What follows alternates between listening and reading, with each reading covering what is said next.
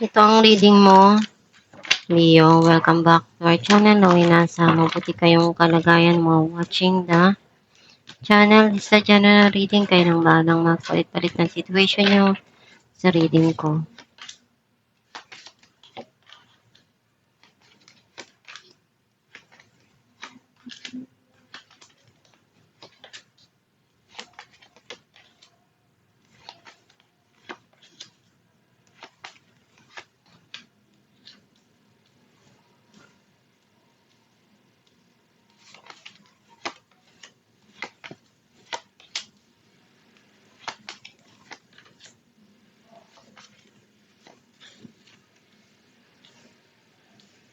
At the bottom of the deck, Ace of Cups.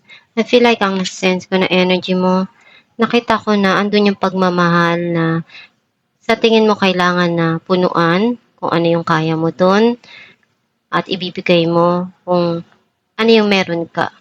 At nag-uumapaw na kaligayahan para sa'yo dun sa mga taong nagmamahal at minamahal mo. Ang mensahe ng card mo, meron ditong darating na abundance and celebration. Some of you, nakikita ko na unti-unting nakakaipon ka at nakakatulong ka doon sa pamilya mo. Andun yung gagawin mo yung kaya mo para ipurso yung dreams mo at makuha mo yung goal mo. Meron ka ditong gustong maumpisahan or journey na tatahakin.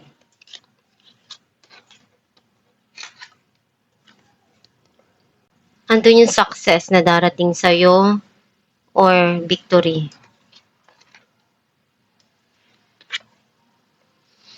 Masyado kang sensitive at maramdamin. And nakikita ng iba na akala nila matapang ka, pero deep inside, you're weak. Hindi mo pinapakita sa iba yung kahinaan mo. Kasi ayaw mong magamit yon dahil sobra kang maawain at mapagmahal na tao. Meron ditong bagong opportunity na igagrab mo or uumpisahan mo.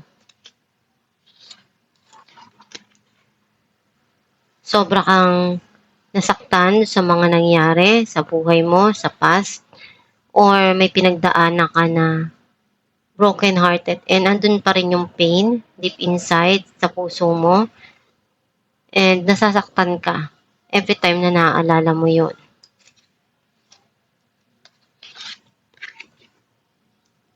Itong tao na to, andun yung pagmamahal niya na gustong ipakita at ibigay. Meron ditong darating na matagal mo nang hinihintay or ibibigay na sa'yo yung gustong-gusto mo. Pagmamahalan ng dalawang tao na pinibigay sa isa't isa.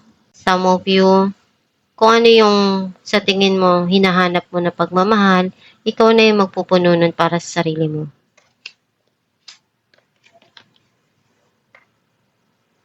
May mga iniisip ka dito na gusto mong makuha pero alam mong napakahirap and pinag-iisipan mong maigi kung ano yung paraan na pwede mo pang magawa.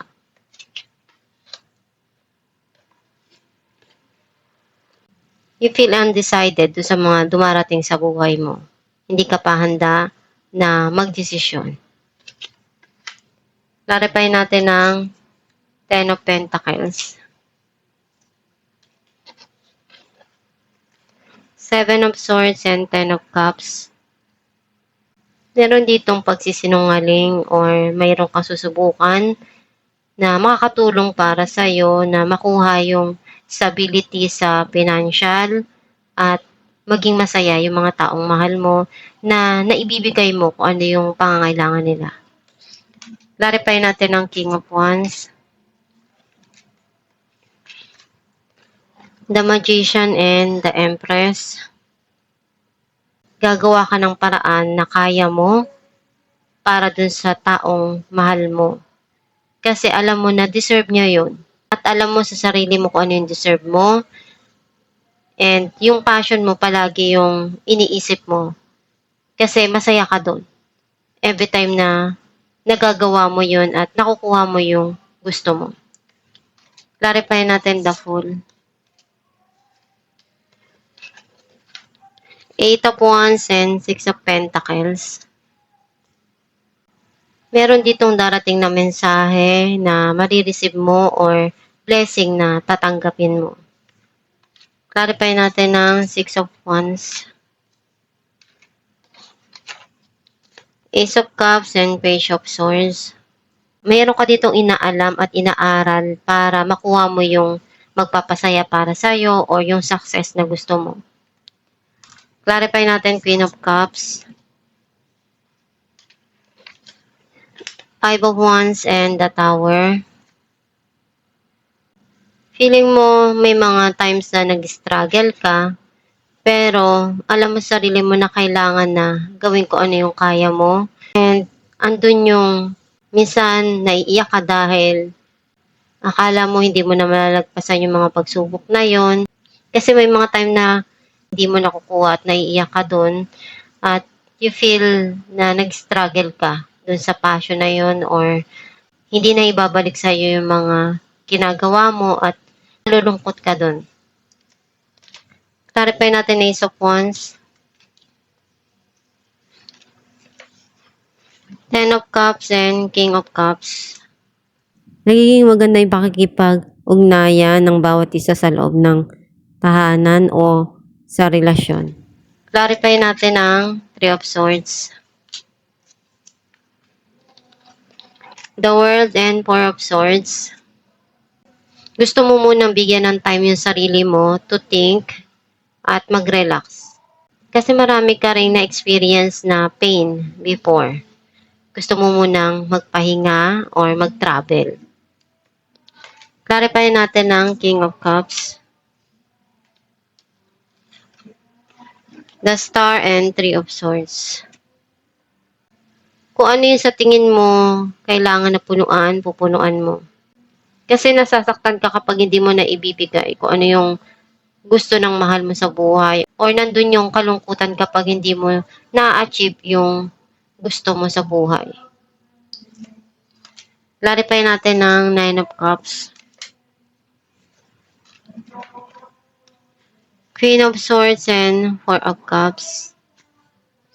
Alam mo kung ano yung tama doon na kailangan gawin. Some of you, meron ditong bagong opportunity na i-accept mo or darating sa'yo. Clarify natin ang The Lovers.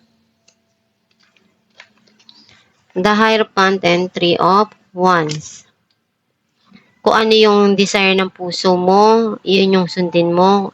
At kung sa tingin mo magpapasaya sa'yo, kung ano yung mga plano mo sa buhay, and ikaw lang yung makapag-decide ng mga gusto mong gawin sa buhay mo. Kasi buhay mo yan.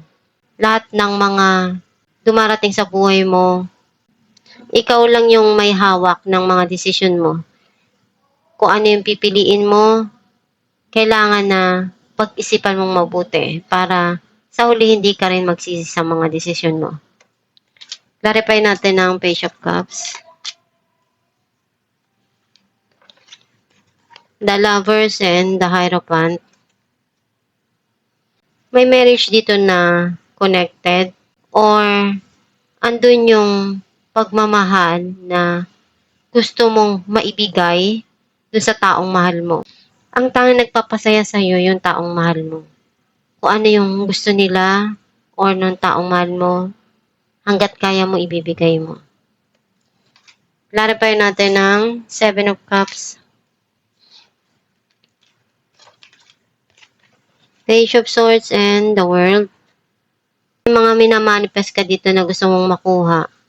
And inaalam mo kung ano yung kaya mo pang gawin. Though sometimes, nalilito ka pa or naguguluhan ka, ikaw lang yung makakagawa ng way para ma-achieve mo yung goal mo.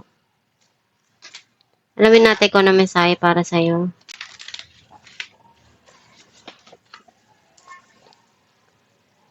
To begin the practice of allowing, I must get out of the way and let's give me direction. Ang mensahe para sa'yo na gawin mo yung tama sa mga dumarating sa buhay mo. And kung may mga gusto ka pang ma-achieve sa buhay, magdasal ka lang palagi at i-manifest mo kung ano yung natatangi at kung ano yung gusto mo. Palagi ka lang maging positibo sa mga iniisip mo at nararamdaman mo. Para iyon din yung ma-attract mo at darating sa buhay mo. Basta pagsikapan mo lang palagi kung ano yung goal mo na ma-achieve mo yon at magpakatatag ka lang, huwag kang basta susuko sa mga pinagdadaanan mo. At itong yung reading, Leo, kung nakaresonate ka, kindly comment down below. Thank you for watching. Guys, meron po tayong binibenta na Aram Herbal Oil na makakatulong sa sumasakit na ugat o kumakati na varicose vein sa kamay man o sa paa.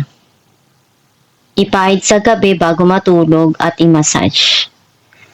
And nakakatulong din siya na mag-fade ang iyong varicose vein. Ipahid 2 times a day at i-massage araw-araw. Gawin mo ito araw-araw para mag-fade yung varicose mo. Kapag masakit yung kamay mo, pwede mo rin siyang ipahid sa gabi at i-massage mo para pagising mo sa umaga, marirelieve na yung pain na naramdaman mo. Pwede kayong umorder sa Shopee or sa Facebook. Meron po tayo dong page na Star Shines. I-message nyo lang yon or mag-check out kayo sa Shopee.